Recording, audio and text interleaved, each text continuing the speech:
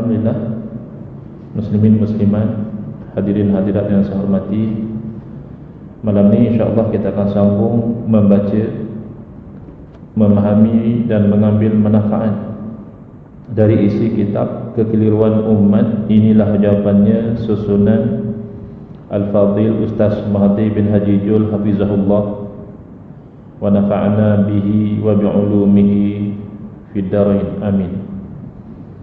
Kita sampai ke muka surat 51, iaitu bab yang ketiga, untuk kita memahami dengan jelas bentuk ibadah daripada Rasulullah sallallahu alaihi wasallam.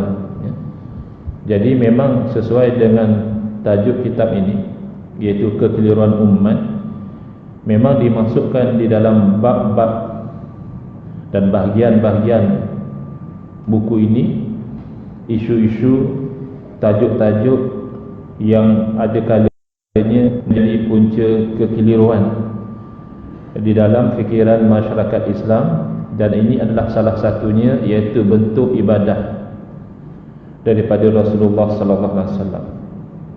Kita patah sedikit di muka surat 50. Apakah bentuk ibadah yang datang daripada Rasulullah sallallahu alaihi wasallam? Jawapan, ada dua bentuk ibadah. Kalau kita lihat daripada sudut ini, daripada sudut ketetapan syarak, maka ada dua bentuk ibadah daripada Rasulullah sallallahu alaihi wasallam. Pertama, ibadah yang terikat, muqayyad. Terikat dengan apa? Boleh jadi terikat dengan waktu. Bermakna ibadah itu hanya boleh dilakukan pada waktu yang tertentu sahaja. Umpama ibadah solat fardu, solat maghrib ada waktunya, di mana luar daripada waktu bukan lagi waktu yang sepatutnya kita lakukan ibadah tersebut, kecuali dengan keuzuran. Ya, misalnya orang yang musafir, dia ada pilihan untuk solat fardu maghrib di dalam waktu isyak, namanya jamak takhir, ataupun sembahyang sebelum waktu, ya, dia sembahyang fardu isyak di dalam waktu maghrib, itu namanya jamak takdim. Ataupun dia tertidur atau terlupa, maka dia qada, sedangkan sudah keluar daripada waktu dan seumpamanya. Asalnya tak boleh. Begitulah misalnya puasa yang fardu itu hanya dilakukan di bulan Ramadan, bukan di bulan yang lain, ya. Ataupun tempat, misalnya haji dilakukan kita tu di Makkah, wukuf di Arafah dan sebagainya. Bilangan misalnya rakaat kita berapa kita sembahyang, tawaf kita berapa kita tawaf Kaabah, atau keadaan tertentu, maksudnya keadaan menutup aurat misalnya. Ibadah sembahyang kita tidak sah kalau tidak menutup aurat. Begitu juga suci daripada hadas, ya. Jenis yang kedua, ibadah yang tidak terikat, ghairu muqayyad, tidak terikat dengan waktu, maksudnya bila-bila masa kita boleh lakukan ibadah tersebut. Juga tidak terikat dengan tempat, ya, di mana-mana kita boleh lakukan. Contoh macam solat, dia terikat dengan waktu, tetapi dari segi tempat tidak terikat. Kita boleh solat di mana-mana, ya, solat di masjid boleh, solat di surau boleh, malah kalau solat di rumah pun masih sah lagi. Cuma tidak banyak fadilat lah berbanding dengan solat di masjid, tapi masih sah lagi solat kita kalau kita lakukan di rumah, ya. Dan ada yang tidak terikat dengan bilangan, berapa kali kita nak lakukan, tidak ditetapkan cara atau keadaan tertentu. Baik. Jadi dua bentuk ibadah ini, yang mana terikat dengan waktu, tempat, bilangan, cara atau keadaan, disebut sebagai ibadah mahdoh, ibadah semata-mata, maka tidak boleh ditambah atau dikurangkan, kena follow lah. Kalau memang waktu itu ditetapkan, jangan buat di waktu lain. Kalau memang pada tempat itu ditetapkan, maka jangan buat di tempat lain, ya. Saya pernah ceritakan yang ada untuk melakukan haji di luar daripada bulan Zulhijjah, dengan alasan kalau semua nak melakukan haji pada bulan Zulhijjah, maka akan jadi ramai, ya, jadi sesak dan akan menimbulkan masalah, ya, rempuhan, kematian dan sebagainya. Maka itu contoh suatu perubahan kepada ibadah yang tidak boleh dilakukan, sebab haji itu dah ditetapkan masa dia. Kalau kita beri alasan, ya, sebagaimana yang diberi alasan oleh orang tersebut, kata dia tak semestinya kita buat haji bulan Zulhijjah, kebetulan sahaja Nabi SAW buat haji pada bulan Zulhijjah dakwa beliau, maka semua orang juga boleh mendakwa kebetulan sahaja Nabi SAW buat haji di Makkah. Kita nak buat haji di Gombak pun boleh, kita nak buat haji di Putrajaya pun tak ada masalah dengan alasan kebetulan. Tak boleh. Kenapa? Kerana haji itu telah ditetapkan tempat dia. Nah, tak boleh ditambah atau dikurangkan kalau dari segi bilangan. Contoh ibadah-ibadah utama seperti solat 5 waktu, puasa, zakat. Waktu dan bilangan rakaat solat tidak boleh diubah, ya, kecuali sebagaimana kita katakan tadi ada rukhsah, ya, asalnya sembahyang tu 4 rakaat, tapi sebab kita musafir kita qasar jadi 2. Itu cerita lain, ya, sebab ada rukhsah, ada keringanan. Dalam keadaan biasa tidak boleh. Cara menunaikan haji, ya, misalnya kita kata kita nak ubah tawaf 7 kali tu macam banyak sangat, orang ramai, lambat siap, dahlah kita tawaf 3 kali cukup, tak boleh. Ataupun kita kata susah kalau kita ni tawaf mengikut arah melawan jam tu, ya. Jadi kita tawaf mengikut arah jam, senang kita kata, tak dilanggar oleh orang. Kalau kita tawaf lawan arah jam, ikut arus, nanti ada orang langgar kita dan sebagainya. Jadi kita lawan arus, jadi kita nampak orang, kita boleh elak supaya dia jangan langgar kita. Itu tak boleh. Tapi kalau jam, ikutlah arah jam, tak boleh ikut arah tawaf. Seduk tengok jam kat luar tu, jam aku yang salah ke, jam tu yang mati? Rupanya dua-dua hidup, dua-dua betul, tapi jam tu dia melawan arah jam, dia nak mengikut arah tawaf. Itu tidak disuruh. Kenapa mesti jam nak ikut arah tawaf? Nak kata ikut sunnah, tak ada jam pada zaman Nabi SAW. Jadi itu termasuk dalam satu benda yang tidak sayugia dilakukan. Kan saya pernah disebutkan oleh Al-Imam Ibn Muflih Al-Maqdisi Al-Hambali dalam kitab beliau Al-Adabus Syar'iyyah, adab-adab syarak, yang mana beliau memetik kata-kata Al-Imam Ibn Aqil di dalam kitab Al-Funun. Kata Al-Imam Ibn Aqil, la yambagil khuruj an adatin nas illa fil haram. Tak sepatutnya kita itu buat berbeza daripada kebiasaan manusia kecuali kalau kebiasaan mereka itu perkara yang haram. Yang tu kita tidak ada pilihan lah. Ya, masyarakat dah biasa buat benda haram, kita kata kita ra'ilah kebiasaan mereka, itu tak boleh.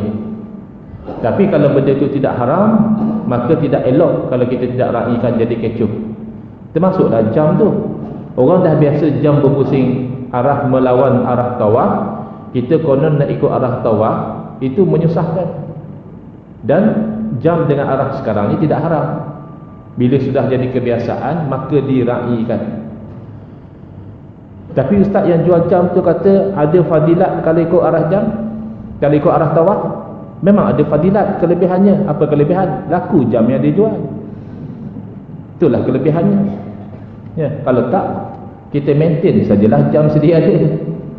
Ya, jadi jangan kita keluar daripada kebiasaan manusia kecuali kalau benda itu haram, itu kita tidak ada pilihan. Baik, cara menunaikan haji, ya, waktu berpuasa dan jumlah hari berpuasa tak boleh kita ubah.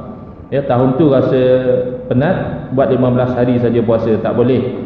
Ataupun rasa rajin, tambah jadi 45 hari, tak boleh. Ya, cara menunaikan haji disebut sebagai manasik. Khuzu anni manasikakum, ambil daripada saya, kata Nabi SAW, cara mengerjakan haji dan umrah, jangan direka-reka berbeza daripada Nabi SAW. Dan rukun-rukunnya, begitulah perkara berkaitan dengan akidah. Akidah tak boleh buat lain lah. Sebab itu kita sebutkan yang kita belajar dalam bab yang pertama tentang bid'ah, yang mana ulama membahagikan bid'ah secara umum kepada dua. Satu, bid'ah yang hasanah, baik. Yang kedua, bid'ah yang sayyi'ah, buruk. Itu tidak terpakai dalam bab akidah.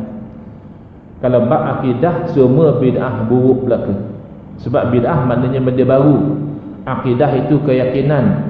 Bid'ah dalam akidah bermakna kita berkeyakinan lain daripada keyakinan Nabi SAW. Maka paling tidak hukumnya berdosa.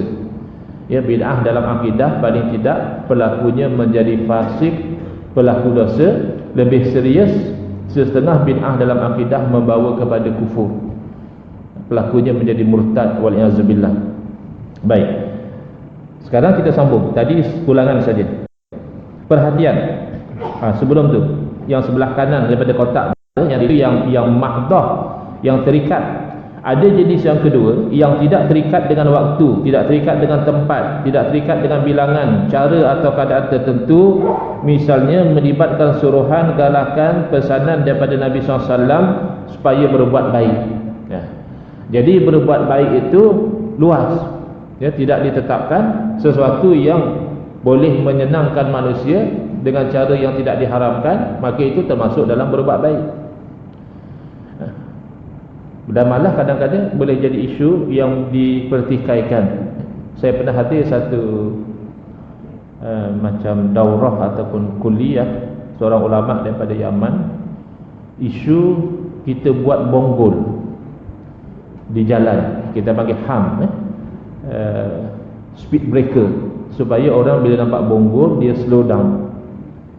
Jadi itu bid'ah lah, ya. Tidak ada dilakukan di zaman Nabi SAW. Sebab selaju mana kuda ataupun unta tu berlari tak perlu kepada speed breaker tu. Tapi kita perlu. Kalau ikut dia, bagi dia haram. Bagi dia haram buat speed breaker, sebab kata dia itu memudaratkan kepada kereta. Kereta tu terlanggar HAM tu jadi mudarat. Sedangkan mudarat kemalangan itu satu benda yang tak pasti. Saya kata tidak haram, sebab tujuannya nak mengelakkan mudarat. Kalau kita tak buat speed breaker, barangkali ada berlaku kemalangan menyebabkan kehilangan jiwa dan sebagainya. Dan sudah jadi satu kebiasaan, orang dah tahu dengan signage tu ada speed breaker, dia slow lah, tak mudarat lah kereta dia. Jadi boleh berbeza dengan uruf. Mungkin di tempat dia di Yaman, wallahualam, kalau speed breaker tu orang main letak je. Kalau kita kan dia ada sistem dia, dipasang signage lagi 35 meter atau apa, lagi berapa meter, 300 meter akan ada speed breaker. Dah ada satu signage. Betul-betul dekat speed breaker tu ada lagi satu signage. Nantikan di situ ada HAM, ada bonggol. Jadi kalau dengan uruf demikian, sebenarnya kita nampak bid'ah macam itu tidak haram, tidak mendatangkan mudarat, malah dia mengelakkan mudarat. Tempat orang nak melintas, tempat sekolah, jadi orang slow down. Sebab zaman sekarang orang lebih hargai kereta daripada nyawa. Kalau dia nampak kita melintas, dia laju. Tapi kalau dia nampak bonggol, dia slow, sebab dia takut kereta dia rosak. Nyawa orang melayang tak kisah. Jadi jangan kereta dia rosak. Jadi itu contoh bagaimana kita boleh berbeza menilai hukum dengan kefahaman yang berbeza. Ya, ulama daripada Yaman tadi dia berfahaman, dan mungkin memang uruf di tempat dia, siapa nak buat dibuat sendiri. Jadi ada kereta yang terlanggar, terpelanting, terbalik dan sebagainya. Jadi menyebabkan dia keluarkan fatwa pada pandangan dia haram buat speed breaker tu. Tapi kalau kita tengok uruf di tempat kita, tidak sedemikian. Dia boleh mengelakkan mudarat, maka hukumnya boleh jadi berbeza. Baik. Jadi suruhan, galakan daripada Nabi SAW yang umum itu luas, ya. Boleh memilih masa dan tempat yang sesuai untuk mengamalkannya. Misalnya kita digalakkan membaca Al-Quran. Jadi bila kita nak baca Al-Quran, tak ditetapkan bila-bila lah boleh. Pagi, petang, siang, malam. Cuma strategi untuk kita istiqamah, biasanya kita buat pada masa yang tetap. Macam kita nak istiqamah sembahyang duha misalnya, kalau pukul 8 kita buat pukul 8 lah hari-hari. Kalau hari ni pukul 8, besok pukul 10, lusa pukul 11.30, tulak pukul 12, ya. Masuk minggu depan dah lepas zuhur baru teringat duha, dia akan jadi macam tu. Sebab kita tak istiqamah masa dia. Sedangkan sebenarnya solat duha tu dia ada waktu yang bila-bila masa boleh, dia ada tempoh dia. Tapi menetapkan masa demikian itu tidak menyalahi dengan tujuan mencapai istiqamah. Ahabul a'mali ilallah adwamuha wa in qalla. Sekasih-kasih amalan kepada Allah adalah yang paling berkekalan walaupun sedikit. Jadi yang membantu kita mengekalkan amal soleh itu termasuk dalam sesuatu yang baik, iaitu menetapkan waktu. Jadi timbul baru-baru ni isu diadakan kempen World Quran Hour, jam Al-Quran pada hari yang tertentu, pada masa yang tertentu. Maka setiap umat Islam seluruh dunia disuruh mengambil Al-Quran dan baca Al-Quran. Ya. Dari segi analisa, itu adalah benda baru. Di zaman Nabi SAW tidak ditetapkan demikian. Tidak ada di zaman Nabi yang dikatakan misalnya As-Sa'atul Quraniyah, ya, Quran Hour itu tidak ada di zaman Nabi SAW. Ya. Sekarang ada. Apa tujuan dia? Untuk menggalakkan umat yang semakin hanyut meninggalkan Al-Quran supaya menyedari untuk membaca Al-Quran. Ya. Mungkin dengan sebab adanya Quran Hour tu, dia ambil lah Al-Quran daripada rak dia, tiup habuk dulu. Dah lama punya lama tak baca, ya, buang sarang labah-labah dulu, ya, baca. Jadi walaupun perkara itu bid'ah, tapi oleh kerana membaca Al-Quran ni bila masa pun boleh, maka kalau dibaca pada waktu yang sama, ya, pada jam yang sama dengan tujuan menggalakkan orang tu membaca Al-Quran, masih lagi tidak dilarang. Itu sebab ibadah ghairu mahdah. Membaca Al-Quran ni ibadah yang tidak ditetapkan masa, bilangan dan sebagainya. Malah boleh baca Quran dalam keadaan tidak suci daripada hadas. Kita tidak berwudu, setakat membaca masih boleh. Cuma memegang, menanggung mushaf itu perlu kepada suci daripada hadas, ya. Hadas kecil lah kita ni. Baik. Boleh diamalkan asalkan tidak menyandarkannya secara langsung kepada Rasulullah sallallahu alaihi wasallam. Jadi janganlah pula dalam kita beramal tu kita kata macam ni lah Nabi suruh. Macam tadi contoh tadi Quran Hour tu. Kita kata Nabi yang suruh kita buat macam itu tidak betul. Nabi suruh kita baca Al-Quran secara umum, betul. Sama juga macam selawat selang-selang tarawih yang jadi kecoh baru-baru ni di bulan Ramadan. Sebab ada yang mengatakan tidak dibuat oleh Nabi SAW. Ya, tidak ada dalil mengatakan Nabi SAW selawat selang-selang tarawih. Tetapi dalil menyuruh selawat itu umum, ya. Ibadah ghairu mahdah. Selawat ini nak dibuat bila boleh, nak dibuat beramai-ramai tidak dilarang, nak buat seorang diri termasuk dalam selawat, nak dibuat dalam masjid pun selawat, nak dibuat di rumah pun selawat, nak dibuat dengan lafaz yang warid daripada Nabi SAW bagus, nak dibuat dengan lafaz sendiri pun ada sahabat yang buat demikian. Maka termasuk dalam ibadah yang ghairu mahdah, ibadah yang tidak terikat. Malah selawat ini pun tidak dilarang kalau kita lakukan dalam keadaan tidak suci dari hadas. Malah perempuan yang dalam keadaan haid pun tidak dilarang daripada melakukan ibadah solawat. Solat dilarang, ya, perempuan dalam haid haram dia solat. Bukan setakat tak wajib, haram, berdosa kalau dia solat. Tapi kalau selawat ke atas Nabi SAW itu tidak dilarang. Kerana selawat ini ibadah yang tidak ditetapkan keadaan dia itu mesti suci daripada hadas. Baik. Tapi jangan kita sandarkan, misalnya kita katakan selawat selang-selang tarawih ni Nabi yang suruh buat macam tu. Yang itu tidak tepat. Menyandarkan secara khusus perbuatan selawat selang-selang tarawih kepada Nabi, yang itu tidak tepat. Tapi kalau secara umum Nabi SAW memerintahkan kita supaya selawat, Allah memerintahkan kita supaya selawat, maka perintah ini termasuklah selang-selang tarawih juga boleh dilakukan. Yang itu betul, ya, baik. Contoh solat sunat mutlak, ya, solat sunat yang tidak bersebab luar daripada waktu karahah, itu bila-bila masa kita boleh lakukan. Kalau pada waktu yang karahah jangan dilakukan. Puasa sunat mutlak juga sama, bila-bila masa boleh dilakukan kecuali pada hari-hari yang diharamkan berpuasa. Zikir, berdoa, berselawat. Zikir nak berzikir macam mana? Nak zikir berdiri atau nak zikir duduk atau nak zikir berbaring? Kalau ikut dalam ayat Al-Quran, Allah puji semua. Allazina yazkurunallaha qiyaman wa qu'udan wa ala junubihim. Orang yang zikir akan Allah Ta'ala dalam keadaan berdiri, dalam keadaan duduk, dalam keadaan berbaring. Maknanya boleh zikir berdiri, boleh.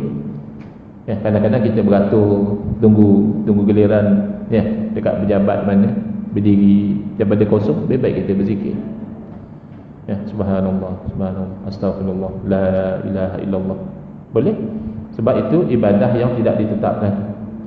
Ya. Cuma ikut kesesuaian jugalah, ya. Kerana apa? Kerana kebiasaan manusia tadilah. Kalau imam lepas bagi salam, assalamualaikum warahmatullahi, assalamualaikum warahmatullahi, terus berbagai astagfirullahalazim, itu kan jadi kecoh makmum.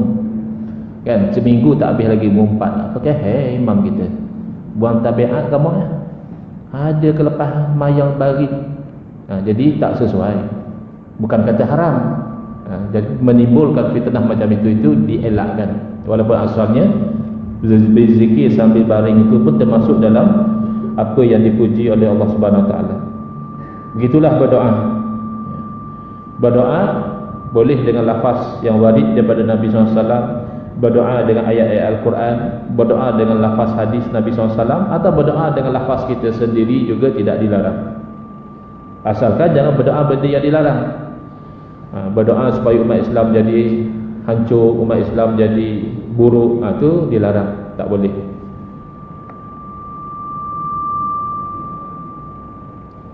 Membaca Al-Quran, membuat jamuan makan, membuat sembelihan binatang dengan niat sedekah.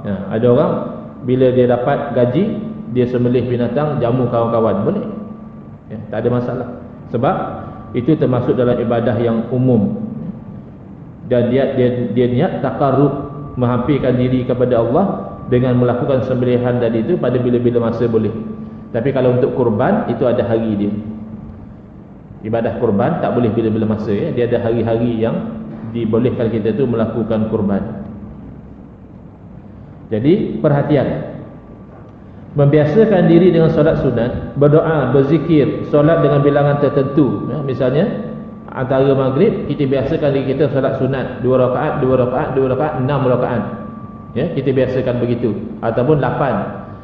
Itu tidak menjadi satu kesalahan, ya, kerana asalnya solat itu dibenarkan nak buat banyak mana sekadar kita mampu. Jadi oleh kerana kita tak mampu nak buat banyak, maka kita tetapkan satu bilangan yang kita istiqomahkan dengan bilangan tersebut. Tapi tidaklah kita sandarkan bilangan itu kepada Nabi SAW kecuali kalau ada dalil. Umpamanya membaca satu juzuk Al-Quran setiap hari, tidak perlulah kita kata ini kerana Nabi suruh satu juzuk. Kita yang biasakan diri kita. Tak mampu satu juzuk, mungkin satu rubuk. Tak mampu satu rubuk, mungkin satu ayat, paling tidak, ya.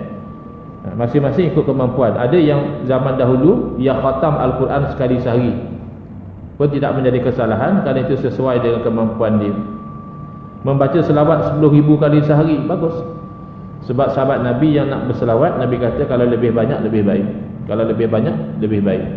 10,000 banyak bagi sebahagian, masih biasa bagi sebahagian yang lain. Jadi perkara ini tidak dianggap sebagai bid'ah yang dalalah. Bid'ah yang dalalah mana? Sengaja misalnya sembahyang isyak 6 rakaat, itu dalalah. Walaupun rasa rajin, rasa malam tu syahdu, sungguh khusyuk, sungguh tak puas lagi, tambah lagi 2, jadi haram. Sebab itu mahdah. Kita kena tahu beza. Kalau tak tahu beza ni, kita akan sama ada kita buat bid'ah yang sesat, kita sangkakan baik, ataupun benda yang baik kita bid'ah sesatkan. Kita akan terjerumus dalam salah satu daripada 2 kesalahan tadi. Kalau ibadah mahdah,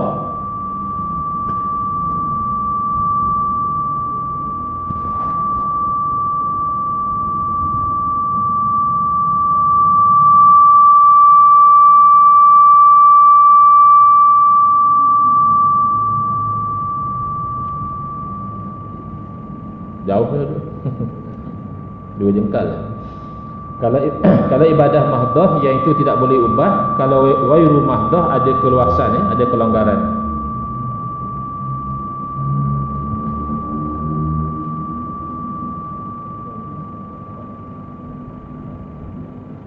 Baik, soalan, bolehkah mengurang atau menambahkan sesuatu pada ibadah yang dilakukan?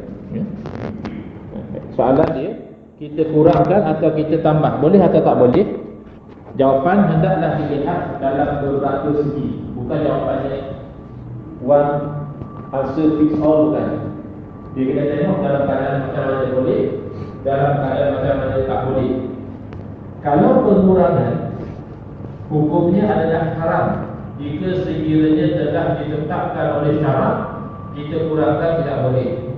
Misalnya mengurangkan rakaat solat zuhur menjadi 3 rakaat umpamanya. Yang puasa itu lain lah ya. Itu ada dari lain. Mengurangkan bilangan hari puasa, mengurangkan bilangan pusingan tawaf, melontar jamrah, mengurangkan rukun dalam solat dan lain-lain, itu hukumnya haram. Kalau penambahan bagaimana?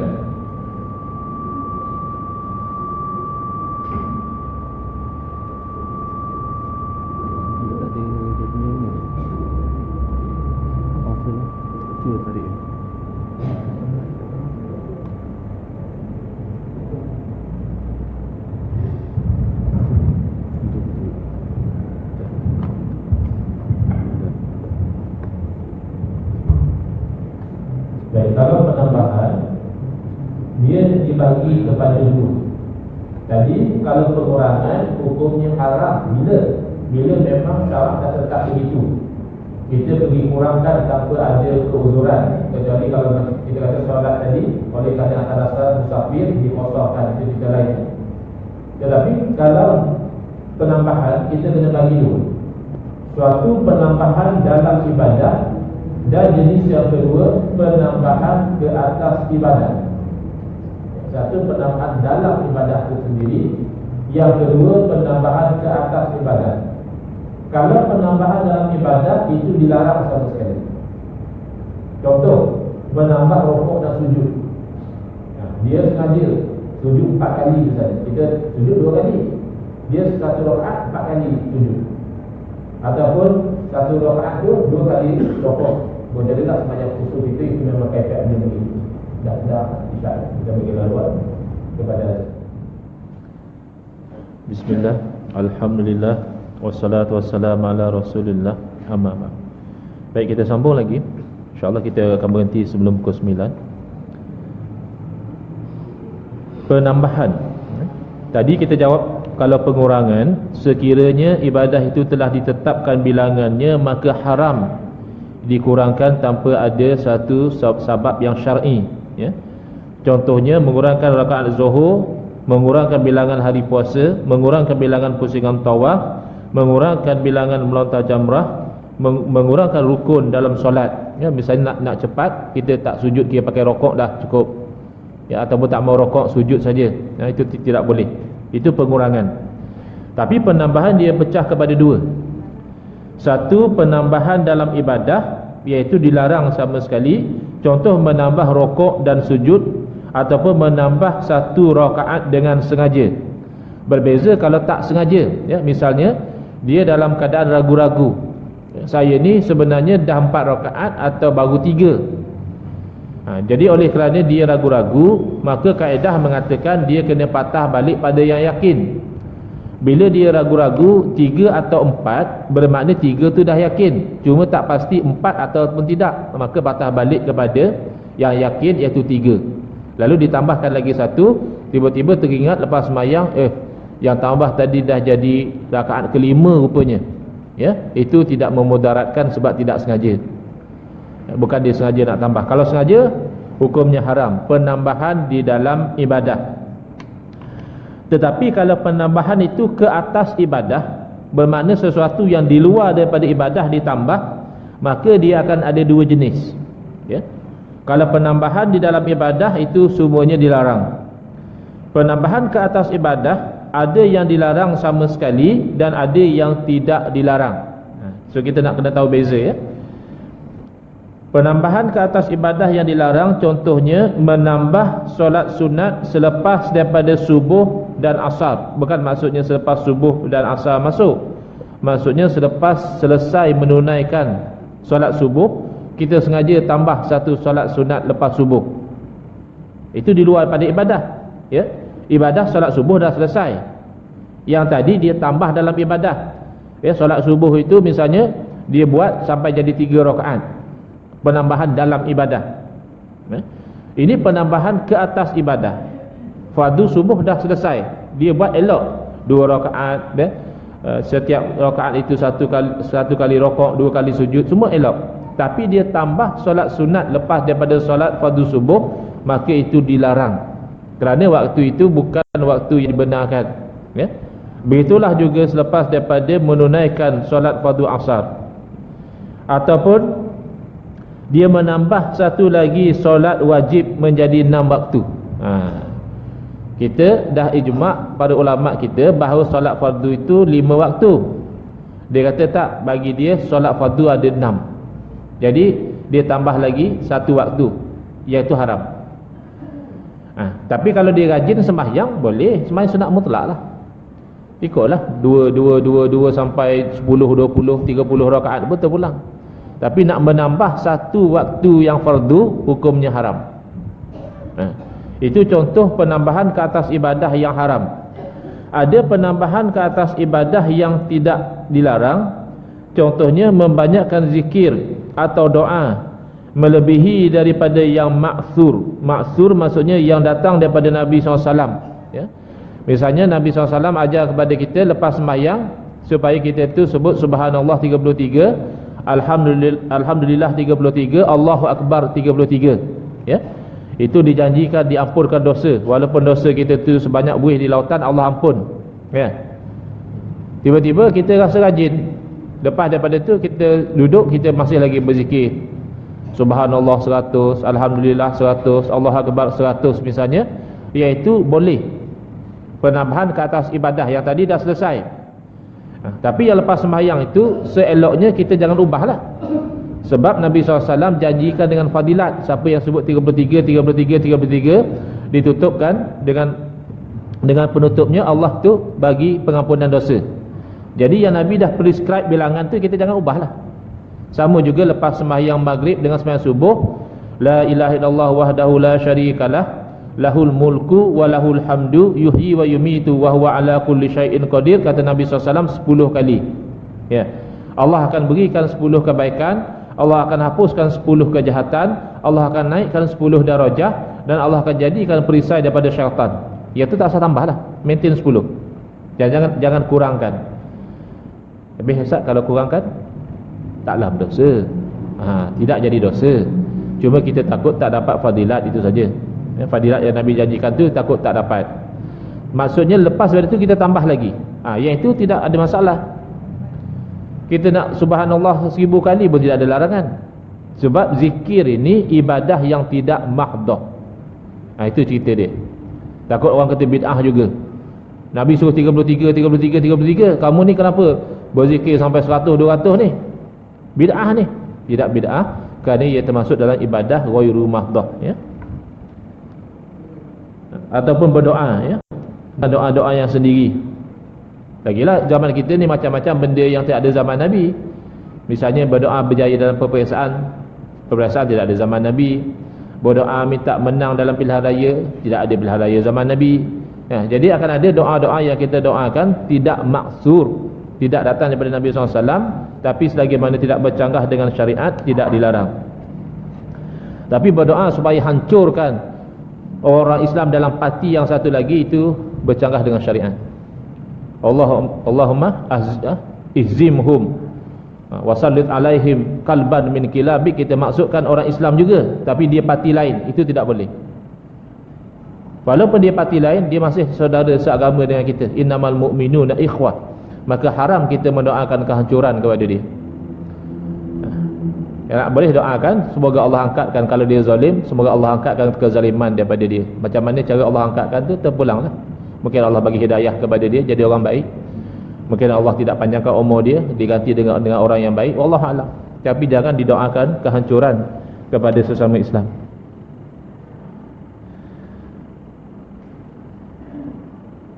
Ataupun tawaf sunat, selepas daripada tawaf yang wajib dah selesai, dia rajin pula tawaf sunat, itu terpulanglah. Dan menambah perkataan sebelum dan selepas daripada azan untuk memberi peringatan sudah masuk waktu solat atau hampir masuk waktu solat. Biasanya di tempat kita tu orang baca Quran hari Jumaat, ya, dekat-dekat nak masuk waktu dialunkan bacaan Al-Quran. Kenapa? Nak bagi peringatan kepada orang-orang sekitar dah dekat nak masuk waktu Jumaat ni, sebab orang sekarang sibuk. Jadi oleh kerana itu termasuk dalam ibadah ghairu maddah, nak baca Quran tu sebenarnya bila-bila masa boleh. Dan ini ada dua tujuan. Satu tujuan dia baca Al-Quran, yang kedua dia harap dengan bacaan Al-Quran tu orang perasan waktu Jumaat dah hampir, jadi orang bersiap. Jadi itu termasuk dalam perkara yang tidak dilarang, kerana baca Quran itu ibadah yang tidak mahdah. Baik, ada satu kaedah, al-aslu fil ibadat at-tauqif. Asal dalam ibadah adalah terhenti. Maksudnya apa? Terhenti pada dalil. Jadi apa maksud kaedah ini? Jawapan, kaedah ini terkenal di kalangan golongan yang mengatakan tidak boleh menambah atau mengurang dalam perkara ibadah. Pun begitu, kaedah ni bukan salah. Ini kaedah ni betul. Tapi cara pemakaian dia kena tepat, ya. Dan mereka malah menambah lagi satu kaedah, al-aslu fil ibadat al-haram ataupun al-hurmah. Asal hukum dalam ibadah adalah haram beribadah. Bila boleh ibadah? Bila ada dalil. Ini kena hati-hati. Kalau kita silap pasang, jadi tadi kita memang ada yang haram. Macam tadi, buat sembahyang zuhur 5 rakaat tak ada dalil. Kalau kita buat haram. Kita tambah bilangan sujud dalam sembahyang, tidak ada dalil. Kalau kita buat haram. Tapi kalau kita banyak berzikir lepas sembahyang secara khusus, tidak ada dalil. Yang ada dalil umum suruh banyak berzikir, yang itu tidak haram. Jadi kena tahu, ya, nak pakai kaedah tu kena tahu di mana. Pertama, kaedah asal dalam ibadah haram adalah ciptaan golongan tertentu yang tidak ada dalam kaedah fiqh yang masyhur. Al-aslu fil ibadat al-haram itu tidak ada dalam kaedah fiqh yang masyhur. Pendapat golongan ini ditolak dengan huraian yang kita telah huraikan tadi. Dan maksud sebenar daripada al-aslu fil ibadah at-tauqif adalah asal ibadah terhenti mengikut dalil yang sahih, sama ada daripada Al-Quran ataupun hadis. Tidak boleh dikurang atau ditambah. Jadi ini melibatkan ibadah mahdah sahaja. Ya, al-aslu fil ibadat at-tauqif itu, kaedah itu betul. Tetapi skop pemakaiannya hanyalah pada ibadah mahdah yang kita telah terangkan tadi. Ya, kita nak menambah misalnya buat puasa hari raya, itu tak boleh. Sebab puasa itu ibadah yang mahdah. Ada hari yang dibenarkan puasa dan ada hari yang tidak dibenarkan. Contoh, ya, supaya lebih jelas. Ada tauqif dalam sifat ibadah atau tauqif fi sifatil ibadah, maka tidak boleh ditambah atau dikurangkan. Maksudnya apa? Tidak boleh diubah. Contohnya, sujud dulu sebelum rokok. Oh, dia kata dah 50 tahun hidup, asyik rokok dulu baru sujud. Asyik rokok, saya nak sujud dulu baru rokok. Itu namanya buang tabiat, hukumnya haram. Ya. Duduk sebelum sujud. Kan kita sujud dulu baru duduk. Tak, dia terus daripada iktidal, Allahu Akbar, duduk. Lepas tu baru dia sujud. Itu pun tidak boleh. Ya. Sebab ini ibadah yang mahdah. Ataupun duduk tasyahud bukan pada tempatnya, ya. Rakaat pertama dah tasyahud dah. Nanti bila rakaat akhir tinggal bagi salam je. Tak boleh gitu. Ini mengubah sifat ibadah. Sedangkan tauqif, ada yang tauqif dalam waktu ibadah. Misalnya tidak boleh melakukan ibadah pada waktu yang tidak ditentukan oleh syarak. Mendirikan solat subuh pada waktu zuhur, itu tak boleh. Tapi kita selalu buat. Kenapa? Itu qada. Ada orang tidur lewat, bangun-bangun zuhur, sembahyang subuh waktu zuhur, itu namanya qada. Tapi kalau dengan sengaja, haram. Tauqif dalam jenis ibadah atau tauqif fi nau'il ibadah, tidak boleh menyembah sesuatu yang tidak disyariatkan. Itu jenis ibadah. Jenis ibadah apa? Sembah hanya kepada Allah. Maka menyembah matahari, menyembah bulan, menyembah manusia, menyembah nabi, menyembah malaikat, nama menyembah selain daripada Allah haram. Lagi syirik. Kemudian at-tauqif fi makanil ibadah. Tauqif pada tempat ibadah. Contohnya orang wukuf di Arafah dah sesak, kata dia, Allah ramainya orang di Arafah, jom kita wukuf di Muzdalifah je lah, lengang kata dia. Senang tak ada orang. Lengang lah, tapi haji tak sah, lagi haram. Ataupun wukuf di Mina, ataupun dia tengok time mabit, ya, ramai pula orang di Mina, dia pergi mabit di Arafah. Mana ada orang lah time tu. Dia pergi mabit, tenang kata dia, mabit di Arafah tenang, tak sesak, tenang sungguh lah, haram. Jadi itu contoh aplikasi al-aslu fil ibadat atau tauqif itu ada tempat-tempatnya, bukan secara pukul rata sehingga kan diharamkan semuanya. Sambut maulid Nabi pun haram, selawat selang tarawih pun haram, lafaz usolli pun haram, baca yasin malam Jumaat pun haram. Itu salah pakai kaedah. Kaedah tu betul, tapi cara pemakaiannya tidak tepat. Ada lagi 4 minit. Jadi cuba lihat di muka surat 55,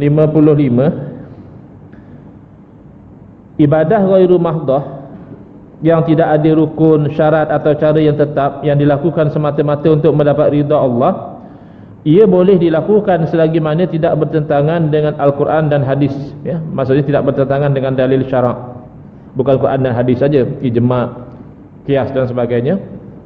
Ia termasuk di dalam lil wasaili hukmul maqasid, bagi jalan hukum tujuan, ya. Contoh, menyambut maulid Rasul jalan sebenarnya, dia wasilah saja, bukan tujuan nak menyambut maulid Rasul tu. Menyambut maulid Rasul jalan untuk dapat apa? Pertama, jalan untuk ingat kepada Nabi SAW, jalan untuk kasih kepada Nabi SAW, jalan untuk kita berkumpul melakukan perkara-perkara yang baik, jamu makan, berselawat dan sebagainya. Maka oleh kerana perkara-perkara itu baik, ingat pada Nabi, kasih pada Nabi, berselawat, jamu orang makan dan sebagainya, itu perkara yang baik, maka menyambut maulid Rasul itu mengambil hukum itu, ya. Misalnya kasih pada Nabi SAW hukumnya wajib. La yu'minu ahadukum hatta akuna ahabba ilaihi min walidihi wa walidihi wan nasi ajmain. Tak sempurna iman seorang kamu sehinggalah aku ni menjadi orang yang paling dia kasih, ya, mengatasi ayah dia, mengatasi anak dan manusia semua sekali. Jadi jalan yang menyampaikan kepada yang wajib tadi paling tidak hukumnya sunat, ya. Mungkin ada jalan-jalan lain lagi, bukan satu-satunya jalan, ya. Ada jalan lain lagi yang dia boleh buat, tapi salah satunya bila dia sambut maulid Nabi, datang rasa kasih pada Nabi SAW, dengar ceramah ustaz-ustaz, bagi balik peringatan tentang sirah Nabi, perjuangan Nabi, timbul rasa kasih, maka itu hukum dia. Contoh lagi, membaca surah Yasin pada malam Jumaat, ya, itu wasilah untuk kita istiqamah, paling tidak seminggu sekali kita ada membaca Al-Quran, ya. Ada orang kata, kan lebih afdal baca tiap-tiap malam, kenapa dikhususkan pada malam Jumaat saja? Kalau bercakap tentang lebih afdal, memanglah lebih afdal baca tiap-tiap malam, bukan saja lebih afdal baca tiap-tiap malam, malah lebih afdal daripada surah Yasin saja, baik baca sekali Waqiah, ya, baik baca sekali Ad-Dukhan, baik baca sekali surah Al-Baqarah terus, kalau nak cerita yang afdal. Jadi cerita ini adalah kaedah dia, ma la yutaku kulluh la yutraku julluh. Barang hak tak mampu nak buat semua sekali, jangan tinggal semua sekali. Seminggu sekali paling tidak kita ada berkumpul baca Al-Quran. Penkhususan maksudnya apa? Kita tetapkan baca Yasin mesti malam Jumaat, tak boleh baca Yasin lain daripada malam Jumaat. Itu tak betul, sebab baca Yasin tidak semestinya pada malam Jumaat. Ataupun kita tetapkan begini, kalau nak baca Quran malam Jumaat, Yasin je boleh, tak boleh baca surah lain pada Yasin.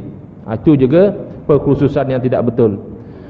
Malam Jumaat nak baca surah lain pun tak ada masalah, tidak semestinya Yasin. Tapi kalau dah jadi satu kebiasaan, sebagaimana kita sebut tadi, kebiasaan yang tidak haram, elok kita raikan kebiasaan tersebut. Begitu juga membaca lafaz usolli. Usolli ni lafaz itu tidak rukun, yang rukun niat.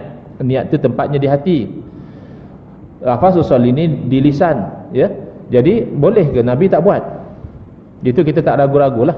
Tidak ada riwayat mengatakan Nabi SAW nak solat Nabi lafaz usolli dahulu. Tapi adakah bermakna oleh itu lafaz usolli ni haram? Kita kena ingat yang pertama, lafaz usolli ni di luar daripada semayang. Kalau dianggap sebahagian daripada semayang, tetap boleh, ya, di luar daripada sembahyang. Sebab sembahyang tu bermula dengan takbir, ya, muftatahatun bit takbir. Mula sembahyang tu dengan takbir. Usolli bila? Sebelum takbir. Baik, apa hukum usolli? Sebahagian daripada ulama mengatakan sunat. Kenapa? Bukan sunat sebab Nabi buat, itu kena faham dahulu. Sunat sebab ia membantu kepada yang wajib. Yang wajib adalah niat. Jadi ulama memerhatikan, kalau dilafazkan dahulu ia membantu untuk menghadirkan niat, maka membantu yang wajib hukumnya sunat. Tapi takdir saja. Ada satu orang, kalau dia tak lafaz, dia senang nak niat Allahu Akbar, Tapi kalau dia usolli, dia jadi payah nak niat. Untuk dia tidak sunat. Sebab dah hilang tujuan daripada lafaz tu hilang. Malah boleh jadi makruh. Kalau dia tu dengan usolli, dia jadi susah nak niat, maka sunat dia tinggalkan. Kalau dia usolli langsung tak boleh niat, itu haram dia usolli. Sebab niat tu wajib. Sesuatu yang menghalang yang wajib, hukumnya haram. Jadi dia tidak rigid ya. Hukum fiqh ni dia boleh berubah-ubah mengikut perubahan keadaan seseorang. Dan ulama kias kepada lafaz niat dalam haji. Nabi lafazkan niat haji, dan lafaz niat puasa, Nabi pernah lafazkan niat. Nabi kata kalau begitu saya puasa. Nabi sebut nak puasa tu, maka ulama kias di situ. Boleh juga kita lafaz niat dalam ibadah seumpama sembahyang. Wallahu a'lam. Dah pukul 9, kita janji nak berhenti pukul 9 ya. Jadi kalau ada apa soalan, kuliah akan datanglah minggu depan ya, insya-Allah. Kalau buka soalan jadi tak jadi berhenti pukul 9 ke nak buka? Teruslah ya, berhenti ya. Bismillahirrahmanirrahim. Alhamdulillahirabbil alamin, wassalatu wassalamu ala sayidina Muhammadin wa ala alihi wa sahbihi ajma'in. Allahumma shrah sudurana wa ahsin akhlaqana wa azim ujurana wa nawwir qulubana bi nuri hidayatika kama nawtarada bi nuri syamsika abadan abada bi rahmatika ya arhamar rahimin. Walhamdulillahirabbil alamin.